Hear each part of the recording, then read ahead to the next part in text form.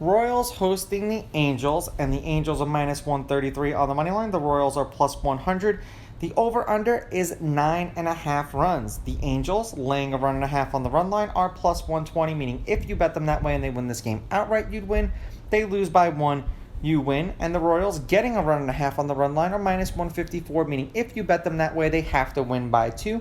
Happy Father's Day to everyone who is watching. Now, Anderson pitched once against the Royals this year, 5 1/3, 6 runs, 5 of which were earned, and they lost that game 11-8. That was in LA, and he struck out 1. Greinke pitched once against the Angels this year, 5 innings, 4 runs, 4 earned. They won that game 11-8. That was in LA, and he struck out 2 batters in that game. The Angels are 6-4 as a team in Anderson's last 10 starts. They've won his last 2 starts as a team.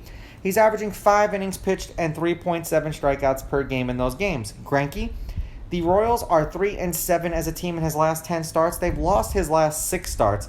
He's averaging 4 2/3 innings pitched and 3.7 strikeouts per game in those games.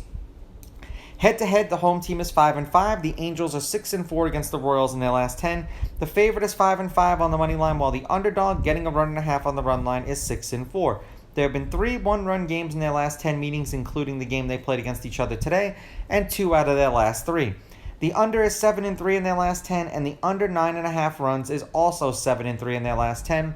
For those who are concerned about the wind, I understand that it's overnight. It's blowing at 6.9 miles per hour from shortstop, pretty much out towards right center field.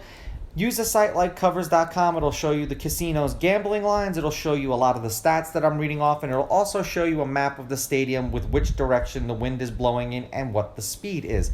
Now, the game they played against each other today, the Royals won 10-9. The game before that, the Angels won 3-0. The game before that, the Angels won 4-3. The game before that, the Royals won 11-8. And the game before that, the Angels won 2-0. All of those games were this year. The Angels are 2-2 in their last 4 and 7-3 in their last 10. The over is 5-3-2 in their last 10 games. We've had 9 runs, 8 runs, 3 runs, and 19 runs. 3 runs and a loss, 5 runs and a win, 3 runs and a win, 9 runs and a loss. For the Royals, they are 1-9 in their last 10.